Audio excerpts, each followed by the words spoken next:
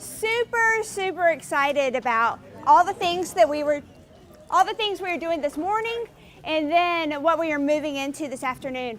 It's great things for our teachers and incredible things for our students. This is going to be life-changing for some of our kids. I'm particularly excited about this side of the pyramid, which is behavior, and I think LaFawn and Denise gave a perfect lead-in with this connection of we're not only looking at academics, we're looking at mental health, we're looking at behavior, we're looking at social, emotional, and sometimes it's all those things together. So this side of the pyramid, it's all connected, and as we move up, you're going to see right now a little sign that says, "Don't panic, this is under construction." This is going to be completely filled in by August, but as you're looking at Tier 2 and you're looking at mental health, that's not something that you traditionally see on an RTI pyramid, because usually mental health and social emotional are all wrapped into behavior. We wanted to be able to give you specific interventions for mental health and specific guidance with that. So it's taking a little bit more time because we're creating a lot of that. But it's going to be fabulous and beautiful in August, and you are going to absolutely love it. So let me start with just Tier 1. And when you click on that, it's going to open up core expectations for whole child supports. Attendance, social emotional learning, every student has an adult advocate, positive behavior, intervention, and supports. Today, we're not going to spend any time at all on attendance or PBIS. Why do y'all think we're not going to spend time on that today? Yeah, y'all are already familiar with attendance and PBIS. And then we also have a meeting on July 31st that's just going to deal with the changes to the Code of Conduct, and we are going to spend so much time on attendance and PBIS that we're going to hit those parts. Social emotional learning and every student has an adult advocate are new pieces to our universal supports under Tier 1. And so we wanted to make sure that you had enough time to really process those. But as you're clicking into the pyramid, if you click on, let's just click on social emotional learning first. Those are live links, and it's going to click to it's going to give you an overview of what it is, why it's important, and then some best practices, and then some resources. The past 2 days had an incredible experience with social emotional learning. With Shelley conducted a training for all guidance counselors. Wednesday was elementary, Thursday was secondary, and then we also had some administrators join. It was probably one of the best experiences I've had in this role in the district office, and the excitement that's been generated.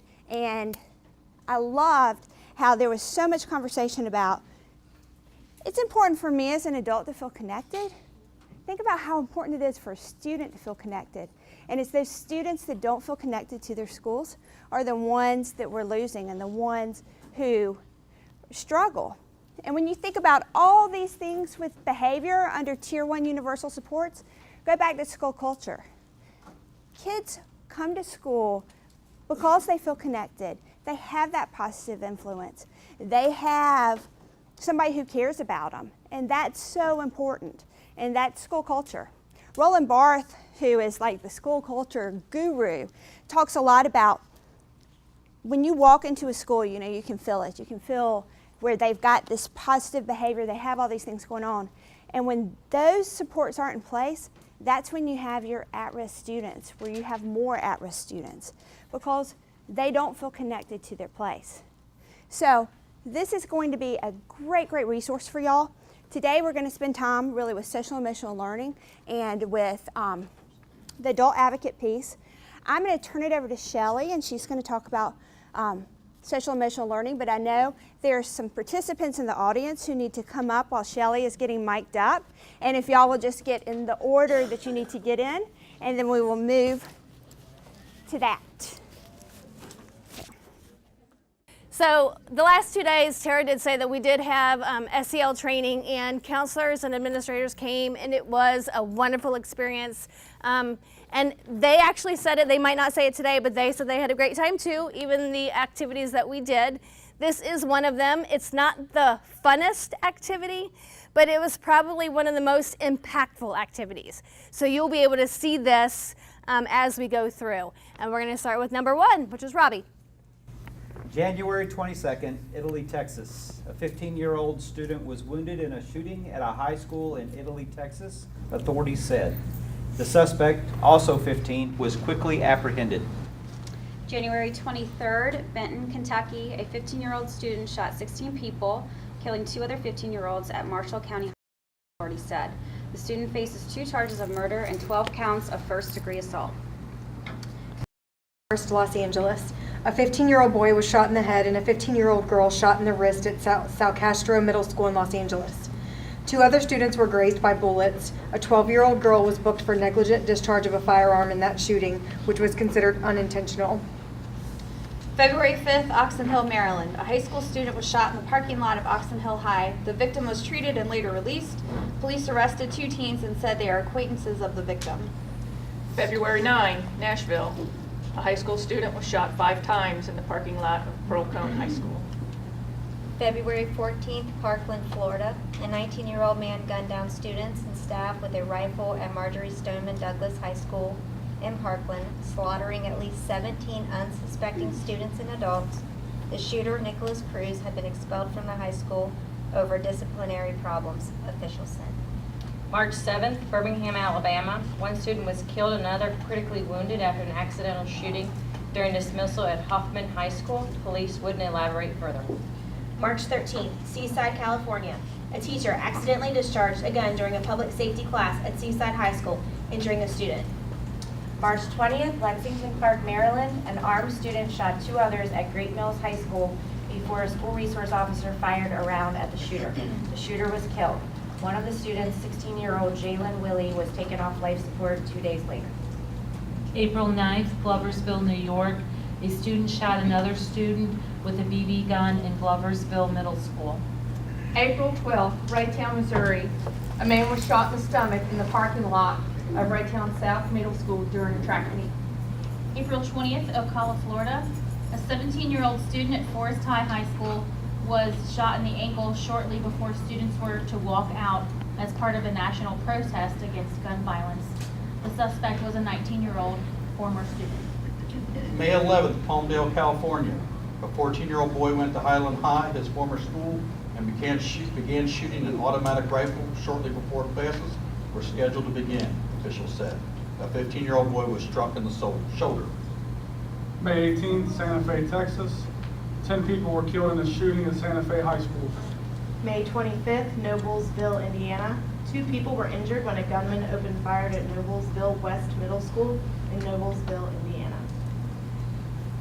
So what you see in front of you is 15 school shootings that started in January and ended in May.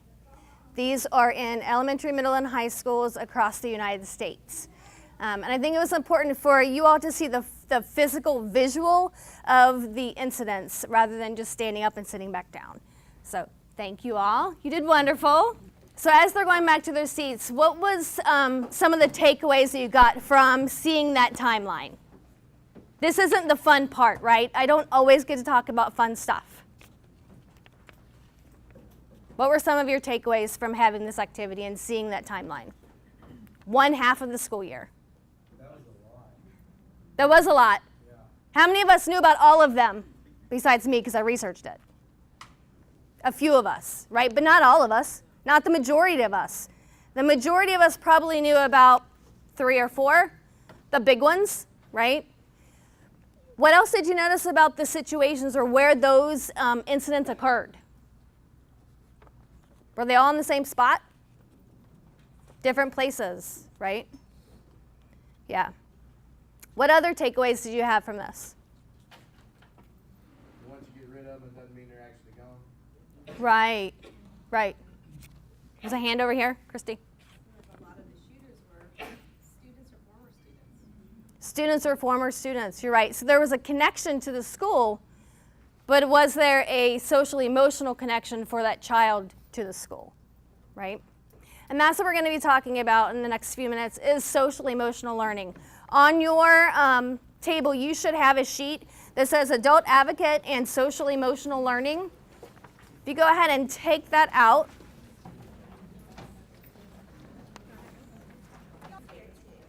So you have a paper copy or an electronic way, okay? Tara's going to talk about the adult advocate, but what I'm going to talk about is that social emotional piece. Okay, and that's towards the middle of that page. What I want you to do now is just take a 60-second read over of what social emotional learning is, why is direct instruction in SEL important for all students, and those best practices. So you have those 3 sections to read over the next 60 seconds. While you're reading, I want you to mark a question mark on something that you have a question about or it doesn't make sense, and put an exclamation point on things that you really hit home, things that really hit home for you in your building. 60 seconds.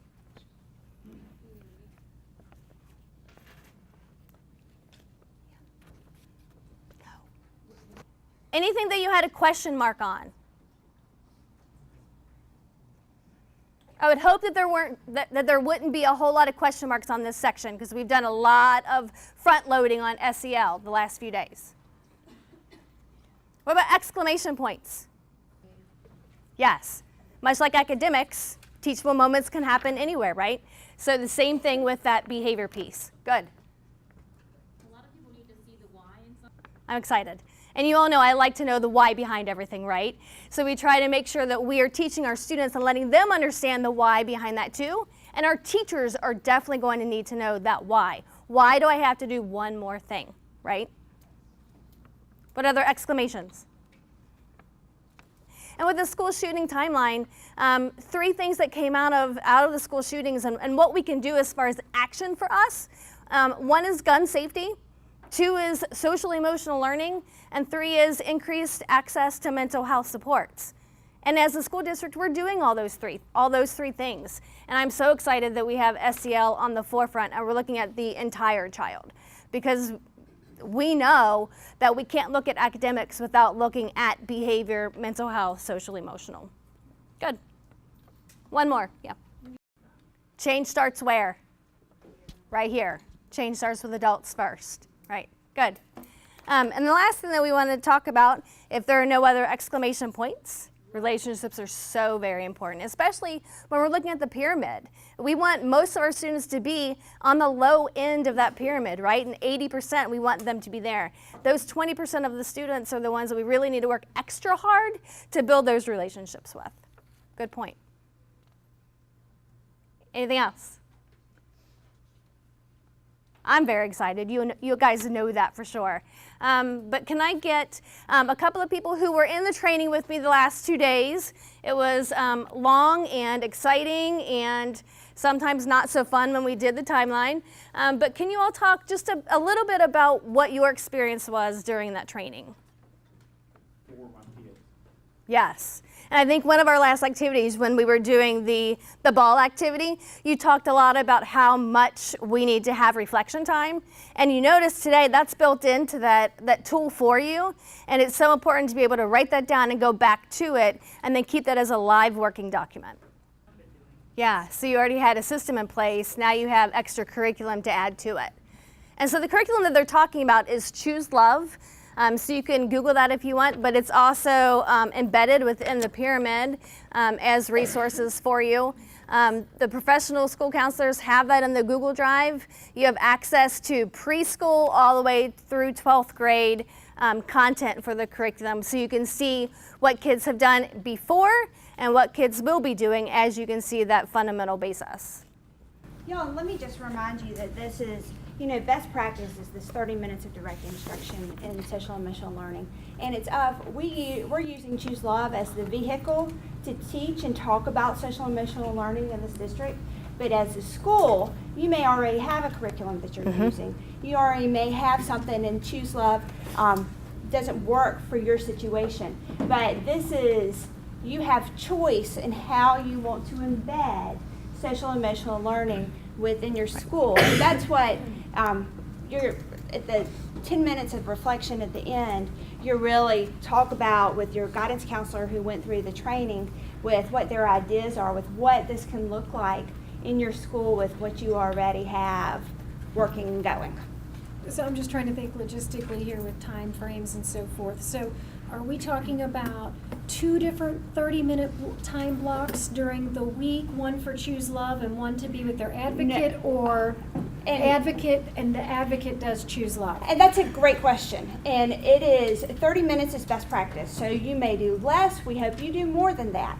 But one of the things that we worked with the guidance counselors are different. There's different models, and they're even embedded on here. There's examples of what schedules could look like. And we talked about what I would do is it would be how my advocate is working through that student. I'm going to talk about that in the next piece in just a second. Okay, so because it's a complement. One. It's you One. choose whatever program for this advocacy However, time. what is better. 30 minutes, not 60. Yeah. What fits best for you. Yep. Any other counselors want to speak about the training? Thank you. I think for me, And then the key theme is instruction, right? We can no longer assume that kids know how to behave. We need to provide them those skills to do that because we want them to be college and career ready. We want them to maintain a job, a career, whatever they love or their passion is. But we know that the skill that they have gets them there, but the soft skills, those interpersonal skills, the social emotional skills, keeps them in that position, right? I'm just going to give you a second. Maybe it's not very much to read, so maybe like a minute to just look over the adult advocate, what it is, and then the best practices. Tell me, what do you think about adult advocate? What stands out to you? And I'm not telling you how to annotate because I'm assuming we've already done this twice, very similar that y'all know. Who could tell me? What's something that stands out to you? Positive relationships, yes. Fostering those positive relationships, which goes back to our PBIS. It goes back to social and emotional learning. Attendance even. I mean, kids come to school sometimes because they just want to see their band teacher, they want to see their course teacher, they want to see their history teacher. But those positive relationships, great. What else? Yes. I think it gets back to listening to Drew this morning Mm-hmm. because Drew had that support at home. Yes. And we wish everybody had that level of support, but they don't. Yes. And so we are their family. Exactly. That's so perfect. And also with Drew, when thinking about what Drew had to share, who became his advocate for him when he was in 11th grade? Well, he himself, but who? Wasn't there a teacher? The honors teacher who said, yes, you can do this. You can do this. I want you in my class. You can do this. And we want every student to have that. So this piece is talking about what those best practices are. So when you're looking at that, what's something that kind of stood out to you? Right, everybody's accounted for, good. How are we going to keep them? How are we going to, right now, does every student in our school district have an adult advocate? Like a formal adult advocate? No. And under best practice, every single one of them will. And so it's this complement to the social and emotional learning. That if you are having students work in small groups with an adult, a vehicle for that work can become social and emotional learning. And that's what we talked about with your guidance counselors yesterday and the day before, and gave lots of examples. So what I'm going to do real quickly is I'm going to give you like 2 minutes to let your guidance counselor just share some of the things that we talked about how this could work, because we encourage them to really think about your existing schedule. How could this work? So.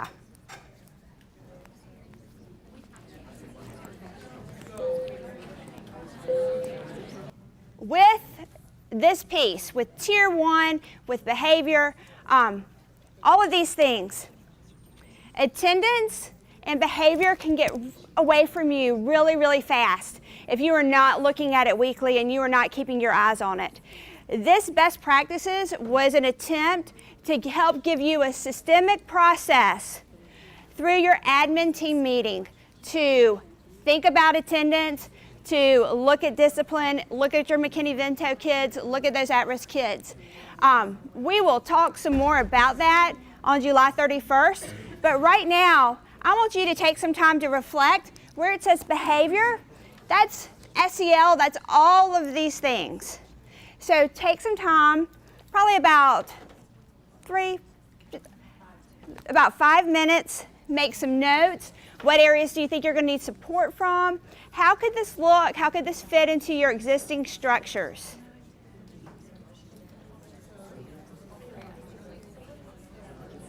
Those students who are not as responsive as we would like them to be in that core tier base part of our pyramid. And it's really an effort towards unifying a process, and that's again that collaborative effort with all departments, special ed, behavior, academic.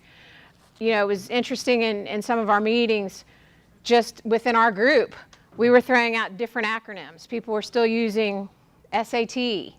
Some people in this room may not even know what SAT is if they're new to Kenton County. We have RBTL, we have RTI, we have all of these different acronyms, and we want to make sure that we're speaking the same language and unifying this process for everyone, whether you're a first grader or you're a ninth grader. We want everyone speaking the same language, and the power here as we move up the tiers, and what Joe and I are going to jump into in a minute, are some common forms that are super user-friendly, and it's powerful because it's going to give you data.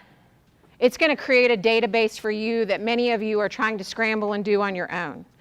And Joe will let you see the power of that, but I know when you hear forms and when you hear these other things, it's natural to think, oh no, we already have a form. And I know many of you do, but some of us don't, and then some of the forms are so different, and what's on the forms is very different. This school's using this acronym, this school's using this acronym, and then what sometimes gets lost in the middle of all that is the kid. So we are streamlining this to be as user-friendly, and we have looked at this from every angle that you all would look at that, and I know that you're going to give us more feedback as we move through this process. It's fluid, and as we said at the beginning, this will just become embedded as a natural part of our work, and it'll be tweaked and it'll be refined to make it fit what we need it to fit for you to do what we need to do for kids. So, you know, I know that a lot of times when kids were moving through different tiers, that was also like structured where you would come down to central office and you would talk about certain kids needing this or that. That's not going to happen. It's going to happen in your school. You know the kids. This is the structure that we want everybody in the district to follow, but you've got to make that your own. And it's you looking at your needs and your data, and we're here to support you. So when I say that, that's not it, but you need to be at the table looking at your kids, your stakeholders, not decisions made where you're not in the room or you're not even in the building. So this structure is the next PLC suggested best practice is around RTI. If you can go back to this morning, it was instruction. Instruction gives you data and information. Data and information calls for you to determine is it working or is it not, and coming up with a plan. So as we look towards moving through these tiers, as Tara said, not everything is resourced yet, but there's a lot there. I think you're going to have enough to keep yourself busy and play with between now and August. And when we come back in August, what you might not find right now, you will in August.